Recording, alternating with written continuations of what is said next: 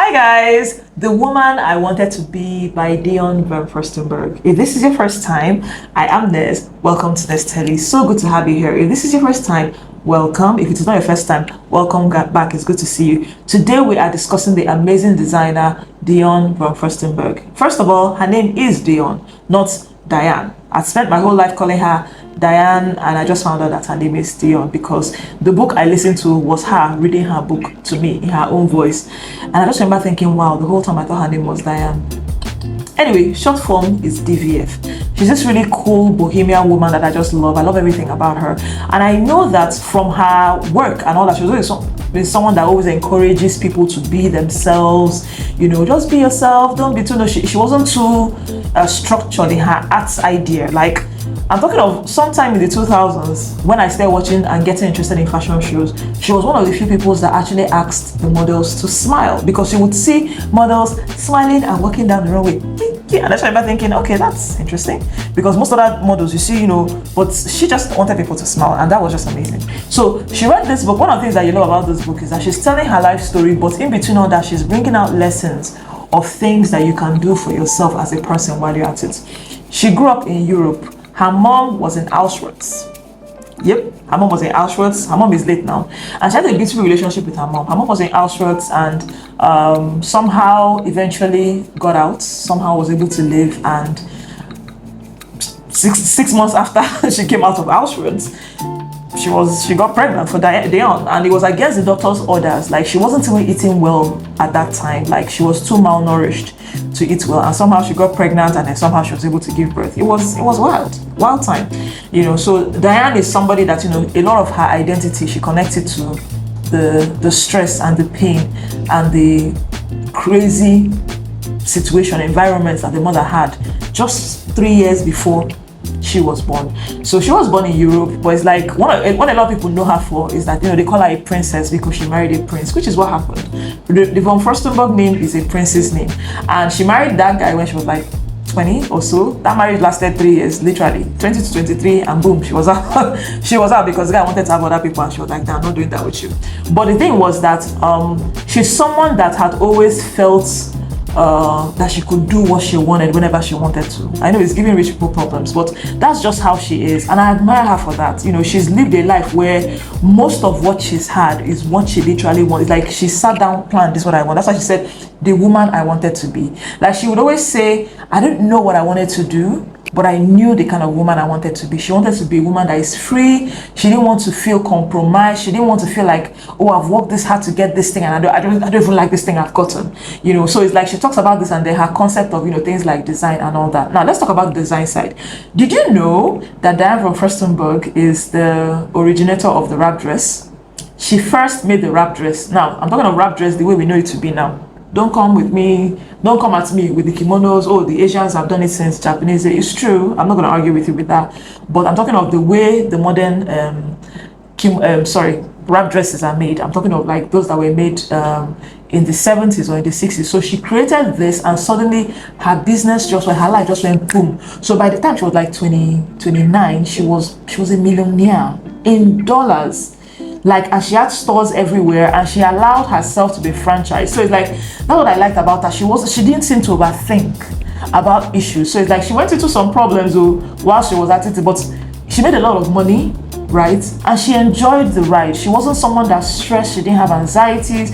She wasn't someone that was like, oh, what if I did something to not work? What if I did? She was just like, well, people will meet her and tell her, see, we want to do, because she had become big. She was this big New York person, right?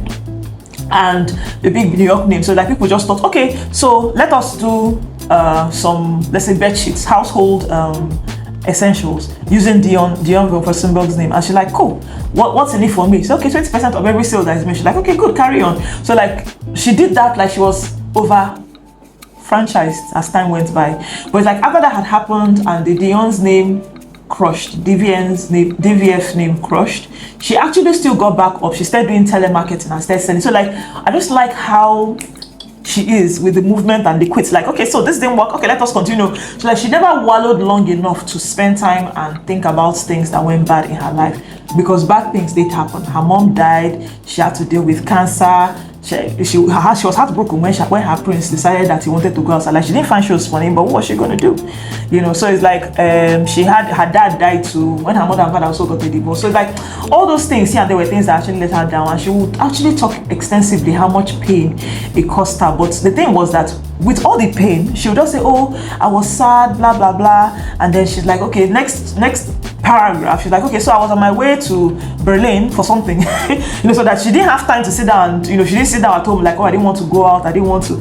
She don't have that kind of problem. It's like she's sad, but she's not sad enough not to move. She got up like, "Okay, so I had to go and visit my kid at school. I had to go and do," so like she was still out there doing her thing, being the woman that she wanted to be. 1 second. So yeah, you really, really love her. Love that. Now, something I noticed that she talked about a lot, which I think was really cool, because of course she's someone that she's a personality you want to listen to, and she talked about the concept of beauty. Us as women learning to accept our bodies for what it is. Your eyes are your eyes, your nose is your nose, your mouth is your mouth, your cheeks is like this whole accepting. You are beautiful when you accept yourself. That's pretty much how she said it. And she talked about the world of modeling, how she wanted to be a model before she got married. She was like 17, and they thought that she couldn't quite be a model because she doesn't work. And then as time went by, she just realized, now that she's worked with models and all that, she realized that models are actually a function of genetics.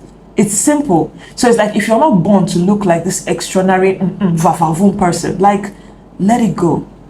That's how she said it. Like, you cannot train yourself into becoming an extraordinary looking model. Like, even if somehow you're able to get a leg in and you become a model, you're not going to be a Naomi Campbell, you're not going to be a Claudia Schiffer, you're not going to be a Sidney Crawford, you're not going to be any of those big people. And if you really are working to be the woman you want to be, you don't want to be an aside, you don't want to be a just and a worker pass in a career that you're putting your whole lifeblood into.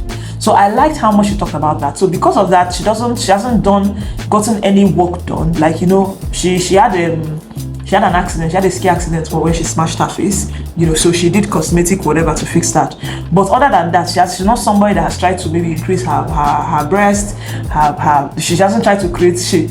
She hasn't tried to do anything. She hasn't tried to do hair, you know, she hasn't tried to do Botox. She doesn't do any of those things. Now, interestingly, she's someone that actually, she prioritizes taking care of herself. Now, she's a very bohemian lifestyle kind of person. So like, she'll tell you that, oh, she has to get a massage 2 times every week.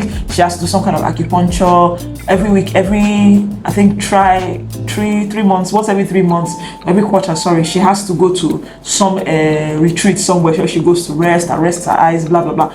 All those things enjoy. So she prefers to do that than to go on a doctor's table where they inject and pinch and pluck and this. And for her, that works for her, and she's perfect for it. Honestly, this woman was so inspiring. I loved this book. I felt like, because like I said, it was her reading with her voice to me. I felt like she was just telling me, girl, you need to calm down, okay? This is what you want to do.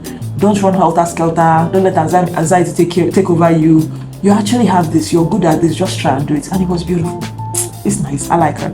She's presently married now. Both her kids that she had with her first husband are all grown, and the daughter is now co-running DVF with her. She's also presently the president of CFDA in New York, and she's trying to look for ways to make things easier for up-and-coming fashion designers, and then try to make production of fashion in New York to be more affordable for fashion designers. And I don't know, it's just really cool what she's doing, you know. But that's it, Jerry. Don't forget to subscribe.